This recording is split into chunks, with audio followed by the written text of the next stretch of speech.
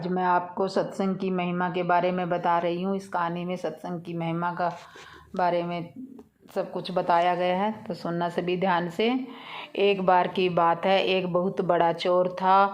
वह तो मरने लगा था। अपने बेटों को बुलाकर नसीहत दी कि अगर तुझे चोरी करनी है तो किसी महात्मा के सत्संग में, गुरुद्वारा, धर्मशाला या धर्म स्थल पर मत जाना, इनसे दूर ही रहना। और दूसरी बात, अगर पकड़े जाओगे तो मानना नहीं कि तुमने चोरी की है, चाहे कितनी भी मार पड़े, मानना नहीं कि तुमने चोरी की है। लड़के ने कहा कि जी सत्य वचन, मैं ऐसा ही करूँगा। उसके बाद वह चोर मर गया और लड़का रोज रात को चोरी करता था।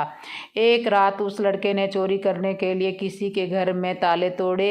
घर वाले जाग पड़े और उन्होंने शोर मचा दिया। आगे पहरेदार खड़े थे। उन्होंने कहा कि आने दो बचकर कहाँ जाएगा, हम यहाँ पर पकड़ लेंगे उसे। अब इधर घर वाले खड़े थे, उधर पहरेदार। चोर जाए तो जाए किधर।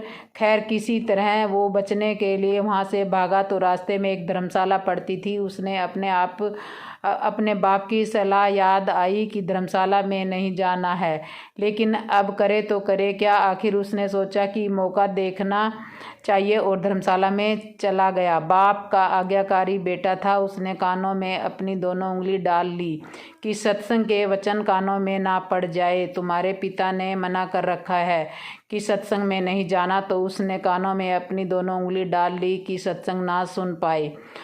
अब जो हमारा मन होता है अड़ियल घोड़े की तरह होता है, इसे जिधर से मोड़ो उधर ही जाने लगता है। कानों को तो बंद कर लेने पर भी चोर के कानों में यह वचन पड़ गए कि देवी देवताओं की परछाई नहीं होती। वहाँ पर सत्संग चल रहा था और इससे कान बंद कर रखे थे, फिर भी उसके कान में थोड़ी सी आवाज़ आई कि देवी देवताओं की परछाई नहीं होती। उसके मन में ने कहा कि परछाई हो चाहे ना हो, मुझे क्या। फिर उसने यह वचन जानबूझकर तो नहीं सुने, अनजाने में सुन लिया। उसने अपने पिता को सच्चाई देते हुए मन ही मन कहा कि मैंने जानबूझकर नहीं सुने, ये ऐसे ही सुना लिया मेरे कानों ने, मैंने तो कान बंद कर रखे हैं।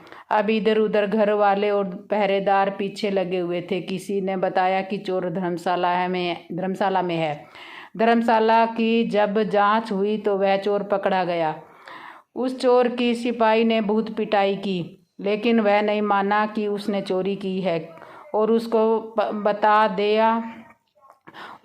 आपको बता दें कि उस समय वह नियम था कि जब तक मुजरिम अपराध न माने तो सज़ा नहीं दी जा सकती थी।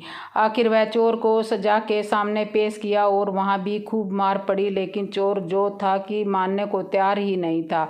उसने अपने पिता से वचन ले रखा था कि कितना भी मार पड़े मानना नहीं है, हमने चोरी की है। राजा को पता चला कि चोर जो होते हैं वो देवी की पूजा करते हैं और देवी की आराधना करते हैं। इसलिए सिपाहियों ने एक ठगनी की सहायता के लिए बुलाया। ठगनी को बुलाया गया, सारी बात बताई गई। उसने कहा कि मैं मना लूँगी उसे, इससे कहलवा लूँगी कि इसने ही चोरी की है। उस ठगनी ने देवी का एक भेष बनाया, जो नकली बाहें लगाई, चारों हाथों में चारों मसालें जलाई और नकली शेर की सवारी की। चूँकि वह सिपाहियों के साथ मिली हुई थी, इसलिए जब वो आई तो उसकी हिदायत के मुताबिक जेल के दरवाजे कड़क कड़क कर खुल गए।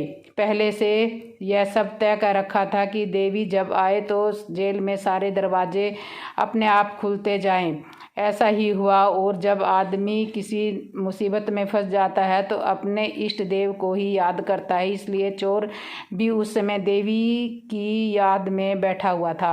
अचानक से दरवाज़ा खुल गया और अंधेरे कमरे में एकदम रोशनी हो गई और ठगनी और देवी का रूप बनाए हुए थी।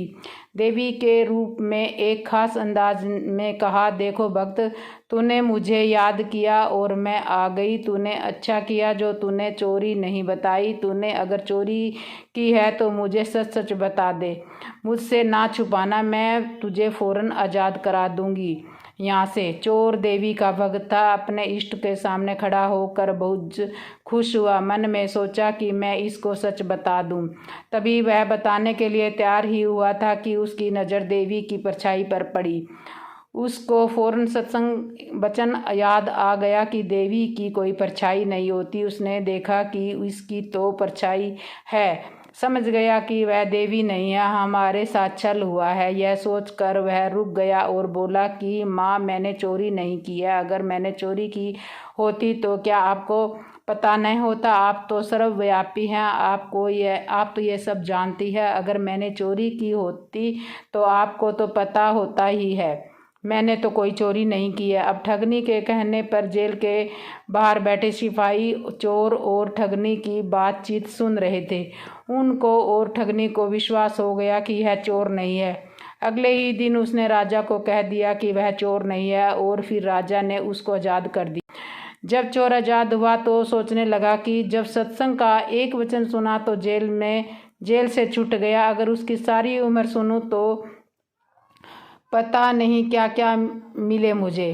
तो यह ख्याल आया तो रोज़ सत्संग में जाने लगा। वह चोर किसी पूर्णता महत्ता की शरण ले ली और चोरी करना हमेशा के लिए छोड़ दिया और वह एक महान महात्मा बन गया। इसलिए कहते हैं कि सत्संग के बराबर न कोई गंगा है, न कोई यमुना है, न कोई अन्य तीर्थ है।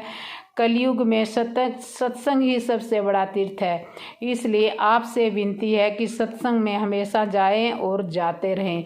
तो कैसे लगा आज की हमारा ये सत्संग की महिमा का कहानी, कमेंट में बताना।